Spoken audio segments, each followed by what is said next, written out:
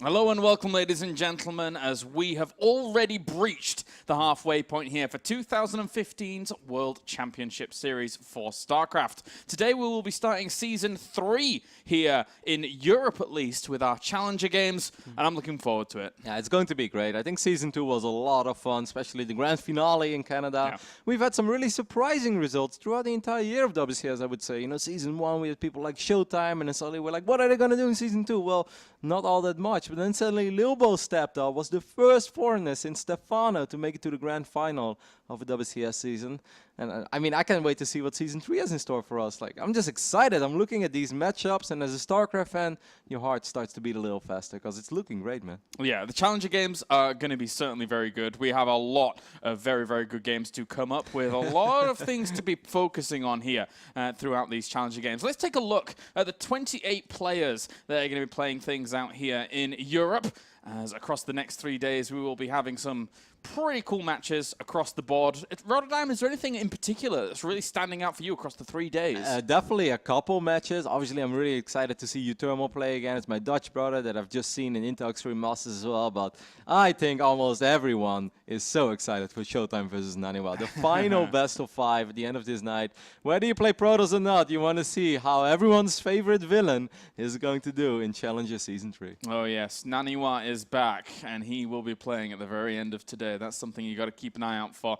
But that does it basically. Obviously, going up into 28th and the 29th of July, the next couple of days coming along. 5 series and then 4 series to conclude things, to determine which 14 players are going to be moving on to Premier. I mean, even in a final day, when you have a German player like Gongfu Banda again, we want to see how he does, you know, after a great run in Season 2 as well, a very surprising run. And not to forget tomorrow, where 4GG will go up against Daishi. I'm looking forward to that one, not because I'm particularly hyped about TvT, even though they can be very fun. But, you know, 4GG just kind of just picked his teammate out of the blue, and he thought it was very funny. And some people were like, I don't really think that's that funny, man. So I think there will be quite a few people that are actually on the side of Daishi, and I think that's going to be a pretty anticipated match. Yeah, that 20-0 win ratio, that's Poor 4GG. He is a mean fella, that's for sure.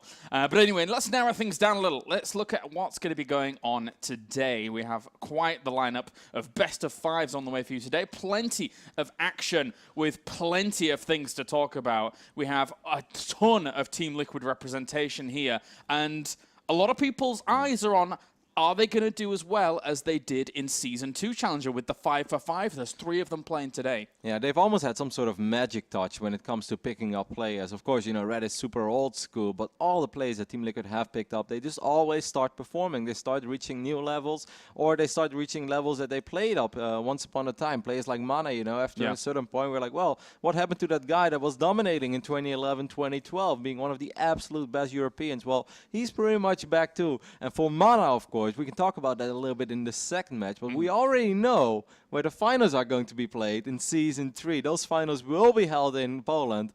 And, you know, Mana already said if he doesn't make it to the round of 16, he's going to be crying. He's going to be so extremely legitimately sad. So for him, it's such a big matchup. And against Happy, it's going to be hard, man. You know, I'm so happy that I'm just a commentator because I'm looking at these matchups and I can just feel the nerves of these guys, because it's really hard to put in words how big these best of 5s are for them. It's almost like if you lose today, some of these guys, they will boot up Legacy of the Void. They will probably not even touch Heart of the Swarm anymore. That's almost how big this is. You've got a really good point, because this is one of their last opportunities to start accumulating points towards later occurrences. Obviously, you touched on Game 5 with Naniwa and Showtime being fantastic, but our first match of the day is indeed going to be MarineLorD versus DmC. So, Rotterdam, looking at these two, we have someone who has really risen to prominence in the European scene, especially now after his fantastic run through Season 2.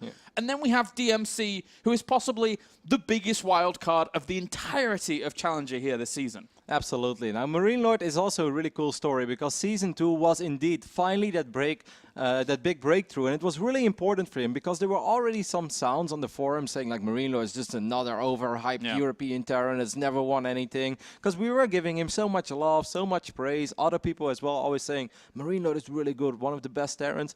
Just didn't have the results to back it up. And then finally Season 2 came around, made it to Premier League, made it through the round of 32, made it through the round of 16, eventually fell to his fellow country buddy, Lilbao, in the quarterfinals, but still, quarterfinals Premier League, you can be very proud of that.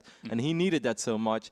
And then indeed, there is DmC. Well, James, what I know about DmC is that he really, really loves Go for StarCraft 2s, as he plays in them every single week. But other than that, I just don't know that much about this Russian Protoss. No, neither do I, really. I mean, he does play on Team Cascade. That's one thing that we do know about him. But other than that, he is pretty much the biggest wild card here to start things off in Challenger. And obviously, you know, a lot of these players probably know him from the ladder. They probably have played him a certain amount of times and kind of have an understanding of his play style. But in a best-of-5 situation, this is his first ever series in the World Championship Series. So he could bring anything. Absolutely, and I mean, I think it's going to be a little bit difficult for MarineLorD to truly figure out what he has to expect. Like, yeah, he may have seen a couple, like you said, ladder games, or maybe a best of 3 and a Go 4. Early rounds, it's even best of 1, and, you know, we look at his results. We see DmC, he trades series back and forth with those well-established European pros, 2-1 victory, 1-2 defeat, you know, against the likes of, you know, players like Targa and other guys, Elaser, Bly, you know, all the regulars for the online tournaments, but there is not the same information as that DmC can have on MarineLorD. Because let's not forget, MarineLorD just played that quarterfinal against Lilbao. That is the biggest series he's ever played in his life. Yes. The way that he played TvP, that is his absolute best TvP. Like, it's not like, well, you know, maybe in the semifinals I'm going to play against someone else, so I'll hold back a strategy even when you're down 0-2. Like, no. MarineLorD absolutely showed the way that he loves to approach the matchup, and he gave DmC all the tools he needs to give, at least, to get a very good sense of what he's going up against today. Yeah, I think that's a really astute assessment of the situation. And for MarineLorD, he is one of the guys that has put France on the map here in the World Championship Series. He is one of the guys, along with Littlebow, along with Firecake, who, especially last season, really showed that they are worth their weight in gold. And now here in Challenger, one would expect MarineLorD to come in as that big favorite, but well, I mean, he picked DmC himself, so he's got to feel confident going in, but there is always that little edge of someone new coming into the World Championship Series, and we've seen magic happen here before. You know, as a spectator, I love the whole picking element in Challenger. As a player, I would hate it, because as soon as you have to pick someone, it brings extra pressure on your shoulders. True. Because you basically look at that guy and be like, yeah, I can take you in this very important best of 5 with, you know, thousands of dollars on the line, and maybe, you know, my final big run in Heart of the Swarm. We're not there yet. Legacy's still a little bit far off, but, you know, these guys, it's always all eyes on the prize, and they want to get that edge if they can, and if they have nothing to play for or not, they will start getting ready in Legacy. Yes, they will. All right, let's jump into it. Our first game of the day here, ladies and gents, cast by myself, Kyle Laris, as well as Rotterdam, as we will get into the first. And we do have, spawning up to the top left-hand corner, representing Cascade, it is our blue Protoss. It is indeed Mr. DmC. And then down to the bottom right-hand corner, we have our red Terran, representing Team Millennium. It is MarineLorD. Now, of course, these matches are being played online, but we have a delay. You know, we have a delay of 3 or 4 minutes, so I let both players know, like, hey guys, just in case the series ends, don't go to Twitter immediately with your emotions of happiness or sadness, because there's a 3-minute delay. Don't spoil it for the people at home. And then DmC replied immediately. He's like, all right, I'll hold back my tears for a couple minutes. So he seems to be a little bit relaxed. Like that, if you can joke around like that in the game lobby of such an important best of 5, I think that's a very good aspect. Yeah, I think so as well. I'm really curious to see what he's actually going to bring here. Going up against someone like MarineLorD, who technically did stave off and also fall victim to a lot of aggressive Protoss strategies in the previous season. But the thing is that he's going to be so well versed against it. Surely DmC has to throw like some really, really odd spanners in the works to try and catch MarineLorD here. Especially, you know, Protoss versus Terran in this day and age. Protoss players have a couple of very gnarly builds. I like this pylon a lot. I started doing this myself in every single game, because that is actually the only place that the Reaper can hop into the main base. Like, it looks like a large, you know, but there's not, because there's that little element over there on the south side. So that Reaper can actually only click where the pylon is being located right now. And the best thing about this is that sometimes Terran players, now I don't expect a player as good as MarineLorD to do that, but sometimes they click with their Reaper, you know, they shift click cryptic and they want to jump into the main, then they look in their main base, and then suddenly the Reaper takes the other way around because it can't jump there, and then suddenly the Reaper runs into the Stalker and the Mothership Core and it just dies, and that's very infuriating if you're a Terran player. Yeah, so good foresight here by DmC to cover that. Likewise, on the other side of the map, we've had MarineLorD try and scout out if there was a proxy or something up towards the north of his natural location. So he is also like pulling no punches and making sure he's just going to cover the risks. You know, I've seen a really cool build by Parting on this map where you can actually open up with Dark Templars and you can build a pylon on the high ground of the third base, which allows you to somehow get a little bit of surface area to warp in. Like if you take a look at the north of this command center over here, if you build a pylon here, you can actually warp in Dark Templars on the low ground. And that's just ridiculous because a lot of Terran players will put their missile turret in the front where the bunker is, and then suddenly it's like, hey, I've got DTs in my line. You know, how did that happen? That wasn't supposed to happen. Well, having this Reaper now jump on in, and this wall has been constructed in such a way that would deny the Reaper from being able to get all the way back to the back of the mineral line. I find this a very late Nexus.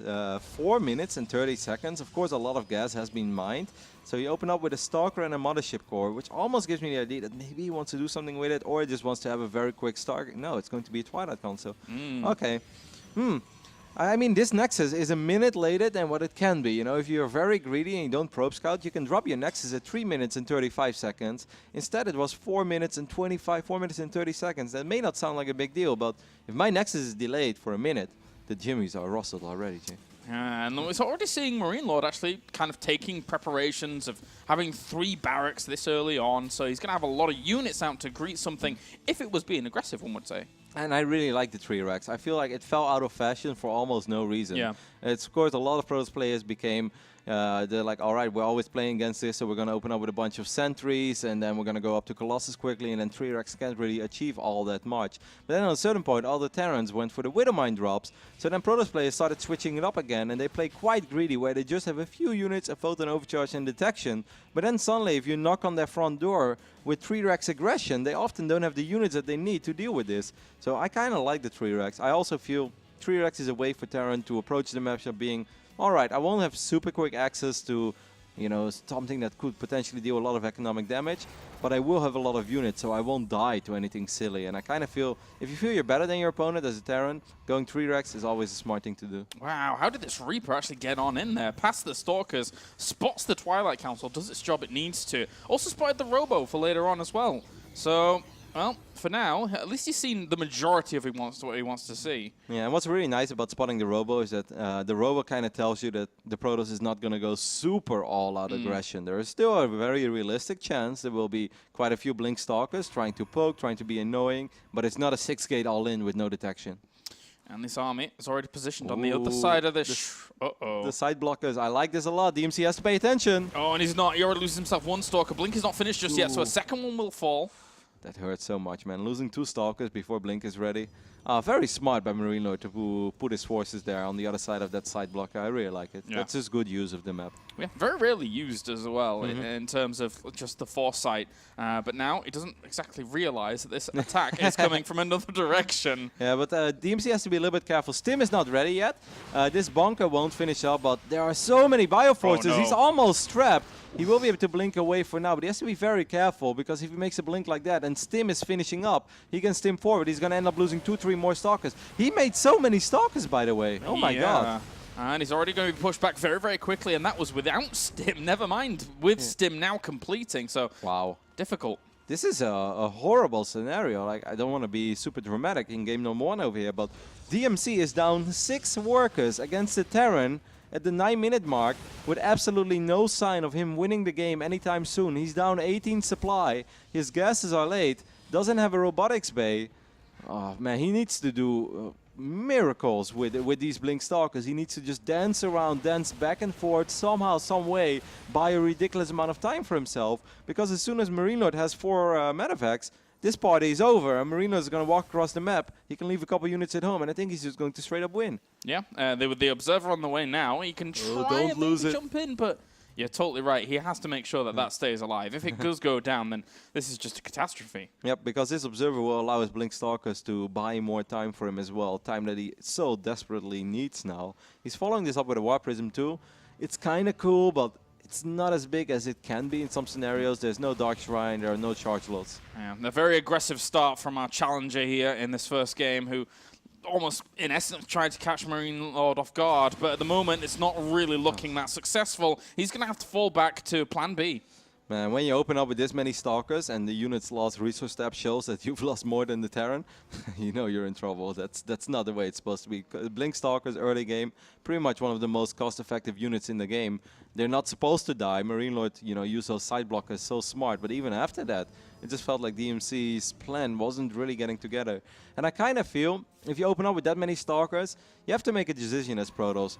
Either you go all in, or you transition immediately, but doing it half-half, making some Stalkers and cutting some economy, but still getting a Robo and stuff, is almost never worth it. Hasn't used Stim just yet, but now he's going to throw it down as the Force Fields did try and split some of this up, but it's not going to be enough because the first Colossus isn't even out yet. Tries to use Time Warp as well to slow this down, but this is just going to be a massacre. Yeah, I mean, DmC might survive here because of Photon Overcharge, and that first Colossus does show up, but oh my god, did he lose a lot. Lost all the Zealots, lost the Sentries, lost more than a handful of Stalkers, and ended up losing the Mothership Core as well.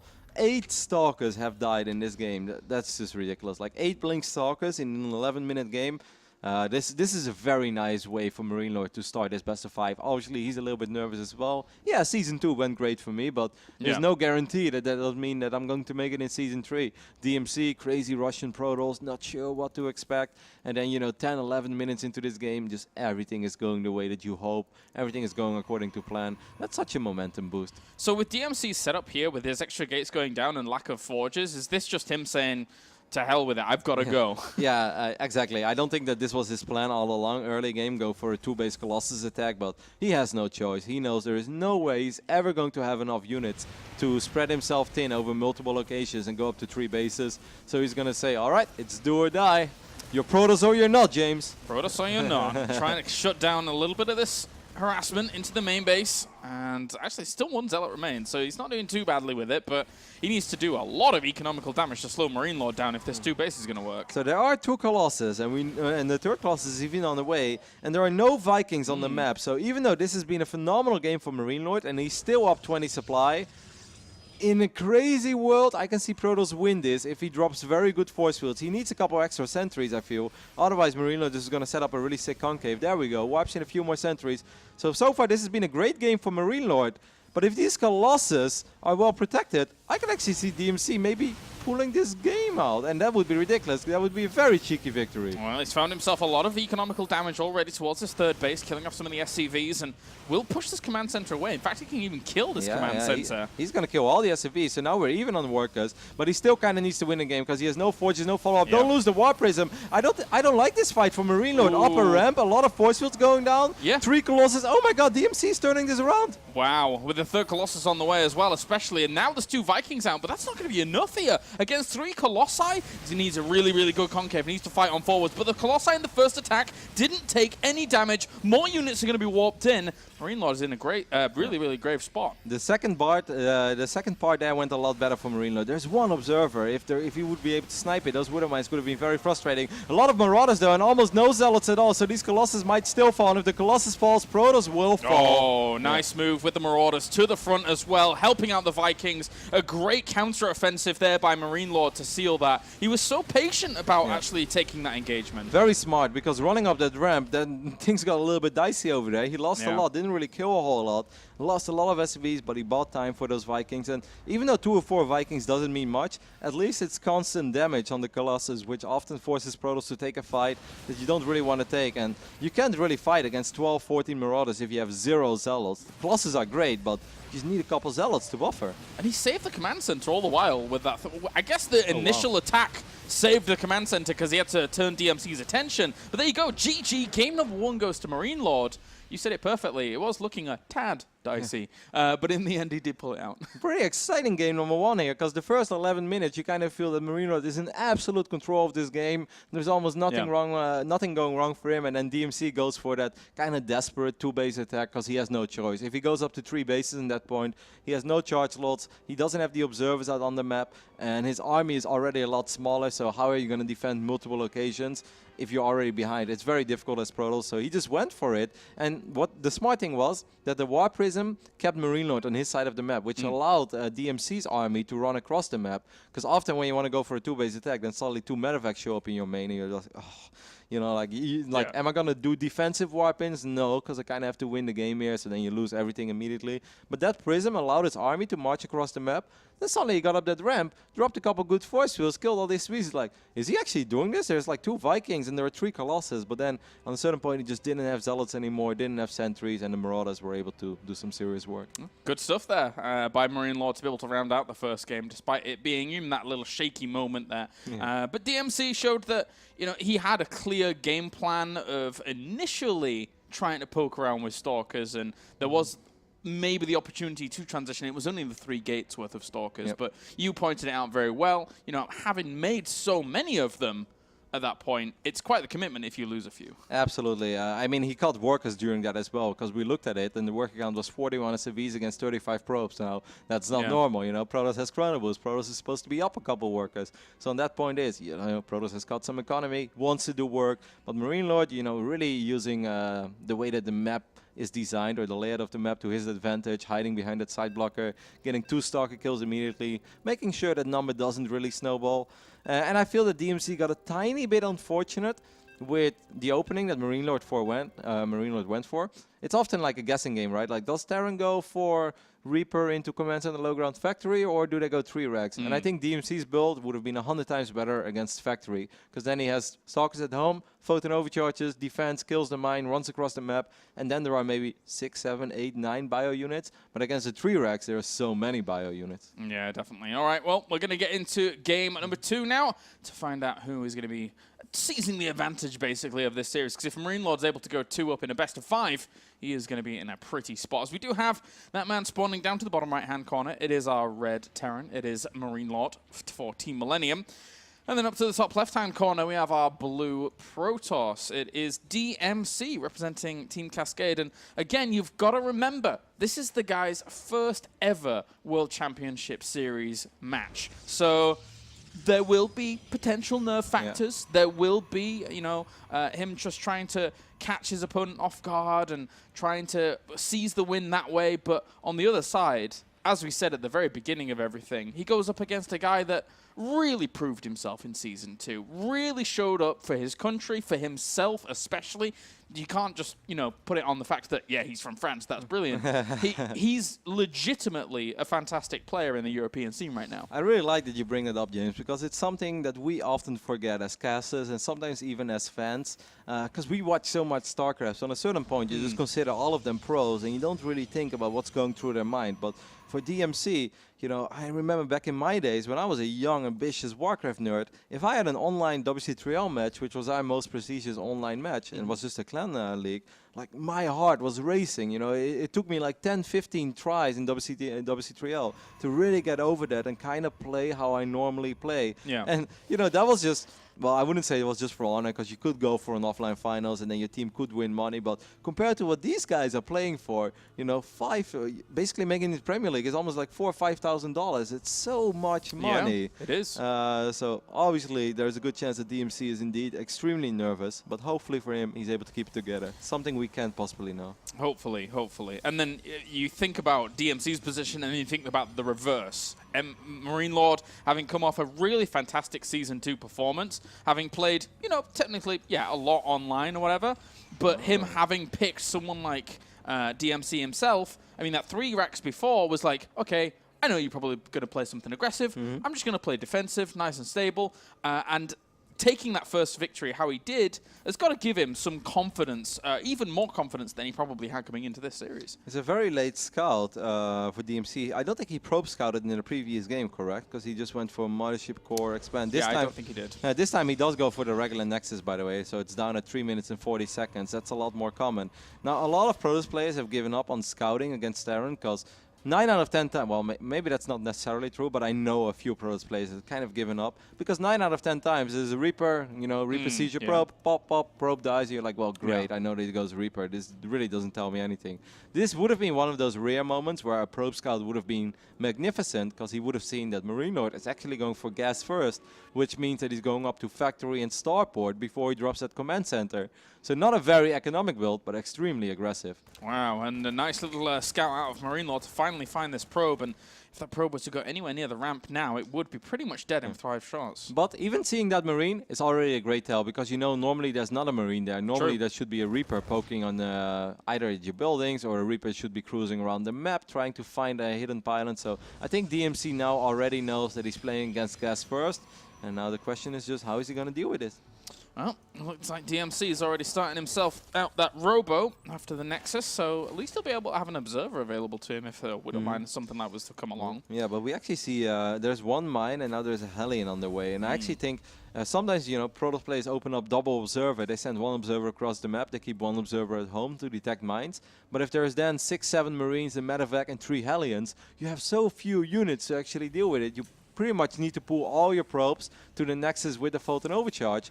Otherwise, you just don't have the damage output. But for now, how many Hellions we're looking at? It's just, okay, it's already 2. Man, this could get tricky for DmC, especially if he has a lot of probes in his natural. So far, he doesn't have any. And if he keeps it like that, he's going to be more than fine. If he starts saturating the natural, I think that's where things get a little dicey. Yeah, we've seen a lot of damage being done to those naturals if you kind of just spread yourself a little bit too thinly. Here comes the medevac, though. And there's already 2 Stalkers in place to do a little bit of damage. As long as DmC micros this properly, he should be okay. But the big change is the Widow Mine, as that's actually going to try and control the ramp. Man, he's so cautious with his Photon Overcharge. He doesn't want to use it, but now his Stalkers start running solo on HP, so eventually he does use it. Gets a couple Marines. That was interesting. You saw how long he waited with that? Yeah, very, very long indeed. Especially even when they were actually in range of the Photon Overcharge to try and deal with it. No. Mine is going to shoot it. No. Okay, it's not going to shoot it. -4. So this bunker is going to finish up with 2 Marines in it. That's annoying. Very annoying. Very rare that you actually see this. The SCV that was sent to scout. Oh, man. Uh-oh. But DmC's warping in on the other side of the... Oh, this game is going to get crazy. I like it. I think this is quite smart because there is so low DPS in these 2 Marines and the Hellions. They're not really going to kill this Nexus at rapid speed. So DmC is just like, cool, then I'm just going to attack you on the other side of the map. And those 3 Stalkers, they are going to be extremely annoying. He has an Observer as well. MarineLorD is probably going to try to kill that Observer. He has to know that it's very important to kill it, but it's very tricky when it's on the edge like that. Definitely SCVs have been pulled off the line as well here from MarineLorD. Crisis management will have to continue now. The heart race, the heart levels, the heart palpitation here, potential is going to be increasing as MarineLorD is still putting on pressure towards the Nexus. He knows if he can get it, it'd be fantastic, but he's still taking a lot of pressure here from the Stalkers. Yeah, the Observer dies, so that means that these Stalkers are going to have a very hard time running up this ramp in the future because he was able to kill that mine right before it. I actually think this Nexus might die. Photon Overcharge is going to be available soon, but with 2 bunkers and the Hellions, I actually think there's a good chance that Nexus is going to die. But will MarineLorD die on the other side of the map? Sacrifices a Stalker, does DmC to try and get up here as quickly as possible. He knows it's do or die now. The Nexus on the other side has gone down. More SCVs get pulled off the line. He's focusing down the Marines one at a time here to try and keep himself in this game. There's only 4 Marines against a few more Stalkers here. A good surround by the SCVs to try and shut them down. 4 remain. He's killing off a lot of workers here. Yeah, he's killing a lot of workers. And he's also cancelled, of course, the command center on the low ground. So it's basically 1 base versus 1 base right now. We're back to Wings of Liberty, James. Oh my god. A good micro as well for the most part. He's going to take a bit more damage, but more Stalkers from the low ground, actually, to try and help out the war effort here, knowing that the wall would be sealed. 17 workers to 28. DmC, what is going on? This is crazy. Yeah, man, this is actually kind of hard to read, because indeed there is a small worker lead for DmC, but DmC doesn't have Blink, he doesn't have a Twilight, and he lost his Nexus. He's killing 17 workers or 17 SCVs. Obviously, that's absolutely fantastic. But yeah, I kind of still like DmC's position, but it's hard to say because that command center is almost done again. He's going to be able to shoot at this Widow Mine from the low ground, but he shouldn't really be able to kill this bunker anytime soon. Does he know about it? He doesn't know about the Widow Mine in the main base. Can I take a look at the main base real quick? There we go. 2. Got it. And we have another 2 Widow Mines on the way with that as well, with actually just a few Marines in tow. He just needs to wait until Photon Overcharge is dissipated, and then he should be fine with that. Slowly but steady, I'm starting to like this for MarineLorD. The longer DmC is going to be on one base, the rougher I think this is going to get for him. Yeah, with the second command center finished up in the main, you're Yeah. right. It's really going to be a big difference maker. And he's going to come in now. He doesn't have energy for photon overcharge. Oh, God. No, No, don't pull them all together. Oh, the 8 workers Whoa. go down. Jeez. Wow, that was 8? It didn't even look like 8. Yeah, it didn't look like it initially. No, it didn't look like he got the money shot there, right? Like there were a bunch of probes that were standing on top of the mine. Hiding in plain sight is the best spot, right? And then the mine actually went for the long distance shot. But still, 8 workers. Right now, DmC is 15 workers. That's sad. Oh, he doesn't really want to underestimate this ramp's defense as well, because right outside the observer range is a tank. So have to be careful about going up this ramp. I mean, he has to. There's no other way. Yeah. You can't play from 15 probes anymore, so it's do or die. Again, you're Protoss or you're not. And Bunker is going to fall actually pretty rapidly here. Wow. Only one zealot's died so far. The Stalkers, if they could get up here and try and get towards the tank, it would be okay. But by that time, the SCVs are going to be able to buffer. Likewise with the Marines. That is it for DmC. He has very few units left at the front. Wow, what great crisis management this game by MarineLorD. At a certain point, I really thought he was going to be dead after he lost the Widow Mines, and we're still 6 Stalkers, but pulled the right amount of SCVs, got a couple surrounds off. Of course, you can always look at it from 2 sides. Was it great SCV positioning by MarineLorD, or was it sloppy by DmC to get his Stalkers surrounded? You know, it's a dance between these 2 players, but at the end of the road, MarineLorD had better crisis management there and has himself in a very, very comfortable position now. And even more so now, MarineLorD has to feel not only comfortable in this position right here against DmC, but also so comfortable in the series. You've just destroyed and thwarted a very aggressive push by your opponent after forcing them into a terrible situation. MarineLorD has to have really strong peace of mind. Nah, he's in a great position right now. I'm sure that he was sweating a little bit, and he was probably already asking himself, oh God, why didn't I open gas first? Why do I open gas first? Why didn't I just go 3 racks? But he kept it together, and that was really impressive, because on a certain point, you know, most Terran players that will lose that command center and lose 17 SCVs, you could say, well, this is the beginning of the end. Could DmC have done something about the 2 Marines in those 2 bunkers? I kind of feel when he had photon overcharge, I think if he would have dropped the photon overcharge and then wiped in 3 zealots at home, keeping the Nexus alive would have been the better play. But instead he went for the kill. He's like, you know what? Okay, that's just things just go from bad to worse. Yeah, this is a bit of a disaster, unfortunately, for DmC now. He pitted a lot of his hopes on previous aggression. Now it's true desperation mode here. To try and crush this defensive position is nigh on impossible. He's going to try anyway as the first tank gets focused down. Second one will as well, but the Stalkers melt away. GG. Game number 2 goes to MarineLorD in this starting best of 5 for Challenger.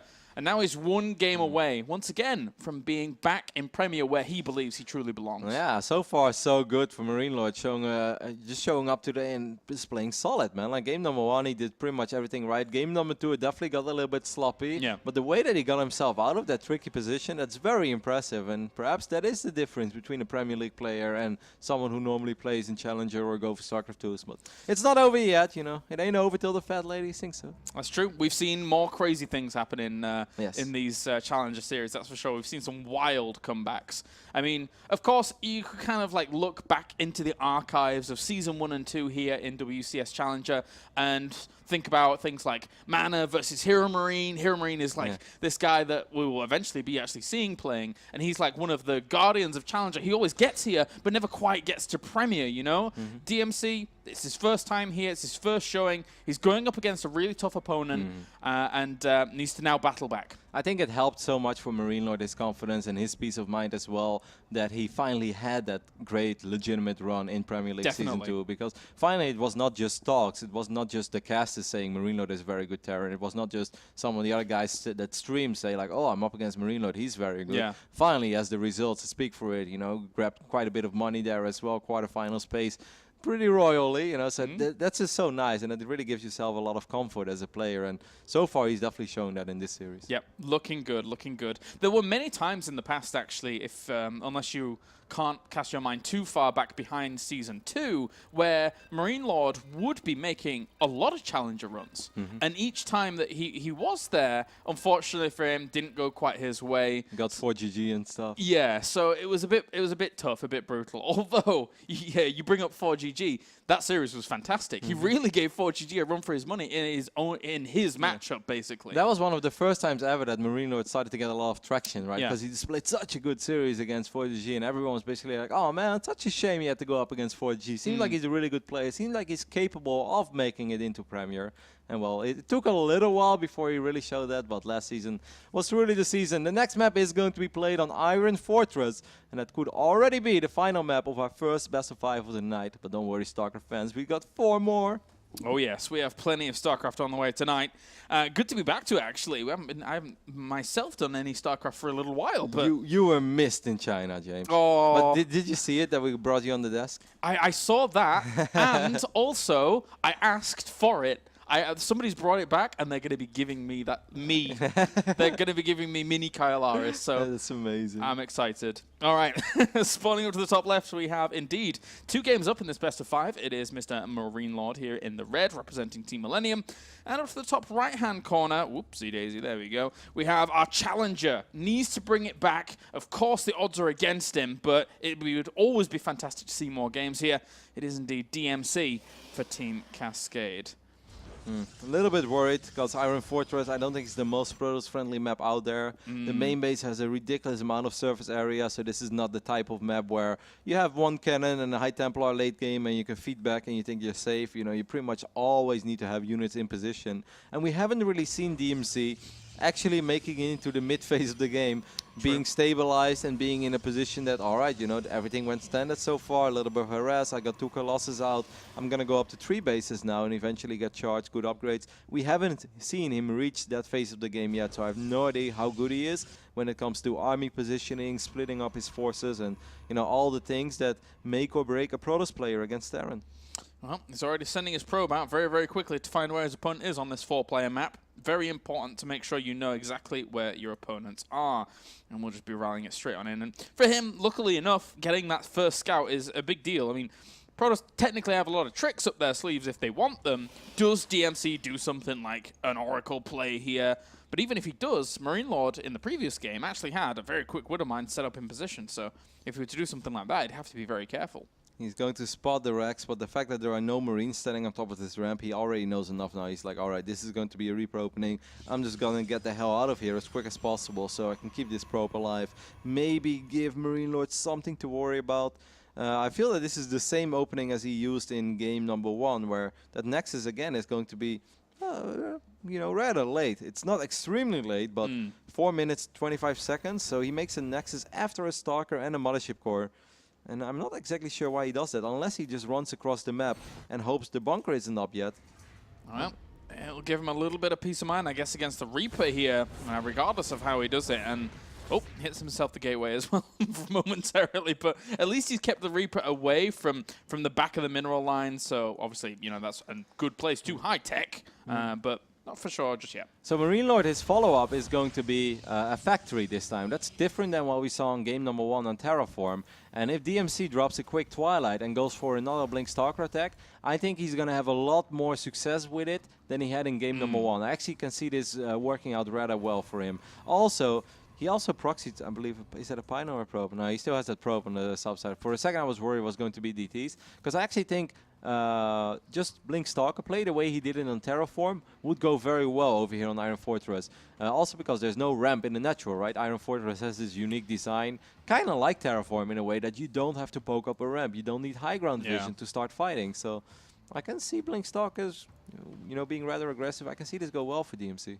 And at the moment, he doesn't know where this Reaper is. It's going to jump in and get confirmation. Potentially, that Stalker! He should have blocked. Oh my god, if that had been able to... If DmC had quickly blocked with that would have been the play already of WCS EU Challenger, but sadly, not the case.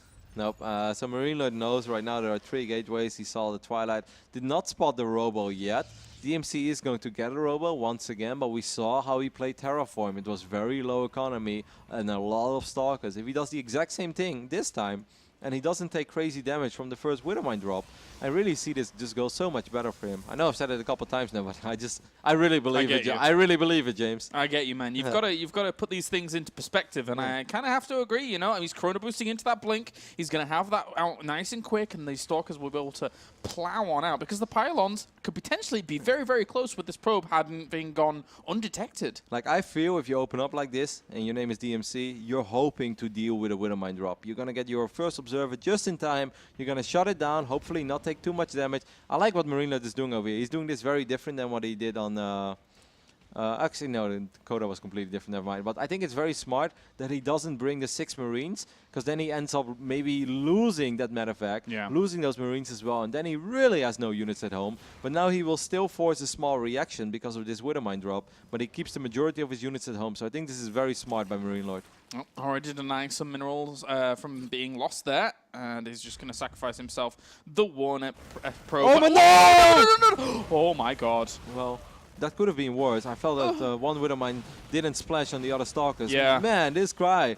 What a crazy Protoss we're watching over here, James. I can't believe he just did that. Well, desperate times call for desperate measures. The Marines are going to try and focus down these Stalkers. And actually, there's a few Marines left on over with the SCVs trying to chase this off. And he keeps on dancing around here. He gets himself a few SCVs, but surely these Stalkers are all supposed to die. That was the absolute last thing I really expected. Oh my We God. thought we could see. He just blinked past everything. Just blinked into the high ground immediately, but we'll end up losing the majority of his Stalkers. He's dealing economic damage. 11 SCVs, yeah, that's nice, but losing this many Stalkers, I don't think it's very good. Unless he gets more, he has to continue the aggression, in my opinion. Yeah, that was insane. And the Widowmine once again is about to recharge here in the mineral line. Does he never made? Well, his observer's here, but it's not. Look at all the probes he's transferring. Oh, don't. Oh, okay, no. Yeah. Oh, and he actually got only lost lucky one. then. Yeah.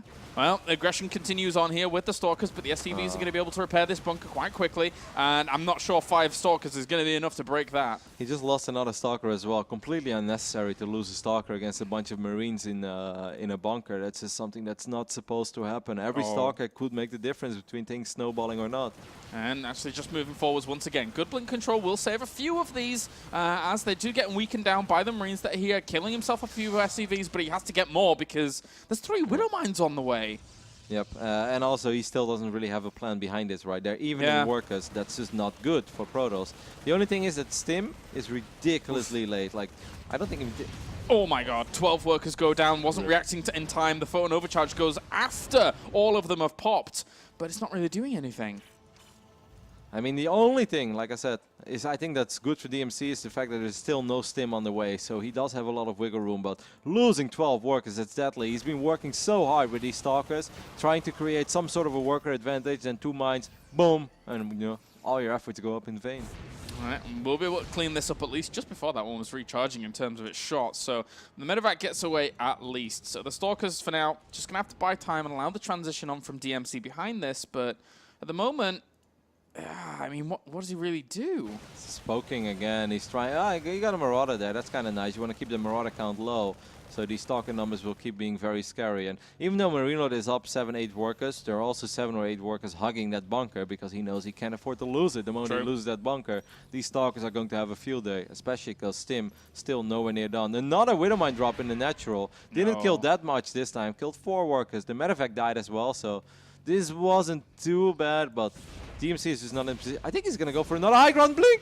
Oh, and he focuses 2 of them, Widowmines down. One of them actually managed to get a shot off, but still gets it. And going for the tech lab, gets himself Stim. That's a big, big pickup there. And even combat shields. This could actually be a game-winning move. He gets another Marauder. MarineLorD, you need to pull pretty much all of your SCVs right now, not just a few, because you really don't have that much DPS over here. One more Marauder pops. That's going to be very nice. I think this time the blink was pretty cool, and I felt it was more successful kill than medevac, man. It has like 1 HP. Well, for all of that, he gets himself 9 workers, a few kills, and as you said, he did slow down Stim. 2 tackler, slow down Stim. Like, this is the game where MarineLorD is never going to get Stim, guys. It's ridiculous. Like, this is we're 13 minutes in, and there is no tech lab researching Stim. Another command center starts up behind this. MarineLorD, even though he doesn't have the Stim on the way at the moment, he feels comfortable enough to get the 3rd command center, keep on rolling with the punches, and at least he still has a lot of production. I mean, technically it is kind of stifled a little bit because he needs to add on those tech labs again, but still has a few units coming out. He needs to keep the bunker repaired. Yeah, and he's doing a good job in that. And like you said, that another command center is eventually going to put him in a good economic position. But it's really frustrating as a Terran player when you just have no ability to be aggressive anytime soon. I think DmC is going to, well, if he gets 3 more Stalkers here, I think he's going to try to blink again on the high ground. But MarineLorD scans, very smart, and picked up the Observer. He's like, man, you're crazy. I ain't letting you do that again. No, no, no. Get away from me. Bunker! Repair, repair. Ooh. Okay, it goes down, but at the same time, a lot of these Stalkers are very, very low on health. Widowmines again. No, oh, Wait. God, Oh, 6. 6 workers again go down. Oh, and he's not paying attention. Oh, he lost so many Stalkers during all of that. He wasn't paying attention to his Stalkers. He thought MarineLorD would back off after losing that bunker, but MarineLorD just went for it. Stim or no Stim, he didn't care. These Stalkers should be able to intercept the meta. No, careful though. Don't want to go anywhere near this army now. I mean, army supply-wise, 46 against 21 with a big, economy advantage with that 3rd command center now about to finish up here for MarineLorD. 28 Stalkers have died already in this game, James. Jeez. Well, make that 29. That's quite a lot. Rip the final Stalker. That's just not very often do you see a game where Proto loses 29 Stalkers and was actually in a pretty okay position for the longest time. I think up to this point by MarineLorD again, and that's the good thing about MarineLorD, despite being under so much pressure, he's still thinking aggressively. And I think that's so smart because you force your opponent to look at home. No Protoss in his right mind will ever not look at a medevac that's dropping 2 Widowmines into your natural. Oh my god, 3 more Stalkers just died in the middle of the map. Oh, they did? Yeah, Oh, dear. well, 2. 3. Now 3. He misrallied them and they were dropping around. So now 32 Stalkers have died. Another Widowmine drop in the natural as well. He's not reacting. Oh, and he also spotted the Colossi as well with this. That means that he can start his Widow Viking production if he needs to. He already went up to my 5 medevacs. I was expecting him to start it before, but getting the 6th and 7th medevac out now, and he's just looking in an aggressive posture. This was a really cool game, but I feel we're closing in on the end right now. DmC has just lost too much. He has almost lost as many probes as he has lost Stalkers, and if the numbers are low, that's a good thing, but they're not. They're both very high. They're both edging in the 30s. MarineLorD stabilizing down 3 bases, having a work elite, having a stronger army. He's just going to fight these Colossus head on because there are almost no Zealots either. So he's just like, I don't care. I can just stim forward. He's going to drop the Mew as well. Oh, and the Colossi are going to get focused down. GG, MarineLorD takes the first best of 5 of the day. 3-0 here, and really asserts his dominance to start things, pushing him forwards to another Premier placement. And looking to do as well as he did, if not better, than last season. Absolutely. I mean, he wants to make another good run. And I do feel that the 3-0 score is a little bit deceiving because game number 2, there were definitely moments where, you know, we both watch a lot of StarCraft and it's just like, how is this going to go? Like, you know, it's crazy. And it all comes up to crisis management. And even in game number 3, like that first blink, I was losing my mind. I can't believe he just did that. And the Widowmines on the high ground were so smart by MarineLorD. But then later on, he did it again. And it went a lot better because he blinked and he killed the 2 mines immediately. Lost the Observer because the second mine did shoot. And he did some serious work. Like 14, 15 minutes, no stim, and it kind of looked like maybe things were swinging into DmC's favor because he was going up to Colossus. But then again, MarineLorD showing that he's such a good player. No matter under how much pressure he is, he's still dropping, and that's just the most important thing. Because in that moment, DmC looks at his natural, Widowmine, Photon Overcharge, looks on the other side of the map, loses 5 more Stalkers, and then the entire potential of that Stalker ball is just gone. Yeah, that's very, very true. So congratulations to MarineLorD here as France already puts a W on the board. And that means we are going to go to a short break, ladies and gentlemen. And when we're back, we're going to start to see if Team Liquid can have a successful Season 3 beginning as they did in Season 2. It will indeed be Mana going up against Happy.